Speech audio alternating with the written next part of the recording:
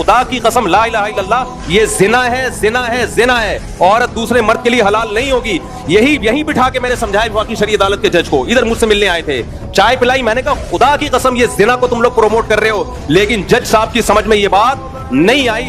اللہ کی قسم وفاقی شرعی عدالت کا جج بھی جہنم میں الٹا لٹکا ہوا ہوگا، میری تمنا ہے. اور یہ ہمارے وکیل بھی اور ہمارے ججز بھی، ہمارے حکمران بھی، اور وہ علماء بھی جو اس عدالتی خلا پہ خاموش ہیں، آواز نہیں اٹھا رہے، میری تمنا ہے. کیونکہ ان لوگوں نے اتنا بڑا ظلم کیا ہماری فیملی سسٹم کو ڈسٹرائے کرنے میں، ہمارے فیملی سسٹم کو توڑنے میں، girl friend boy friend system کو پروموٹ کرنے میں اس خلا کے ذریعے.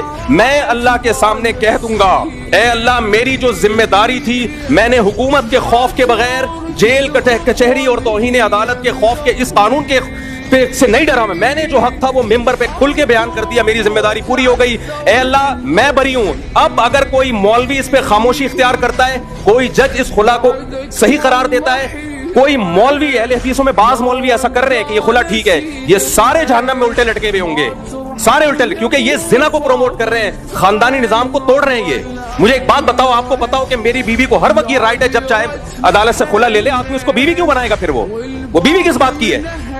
گرل فرینڈ اور بیوی میں فرق کیا رہ گیا؟ پھر گرل فرینڈ کو بھی یہ رائٹ ہے جب چاہے چھوڑ کے چلی جائے، بیوی کے پاس بھی کورٹ نے یہ رائٹ دے دی ہے جب چاہے کورٹ سے خلا لے کے چلی جائے. ابے تو گرل فرینڈ ہی رکھ لیتا، اس سے بہتر نہیں تھا کیا؟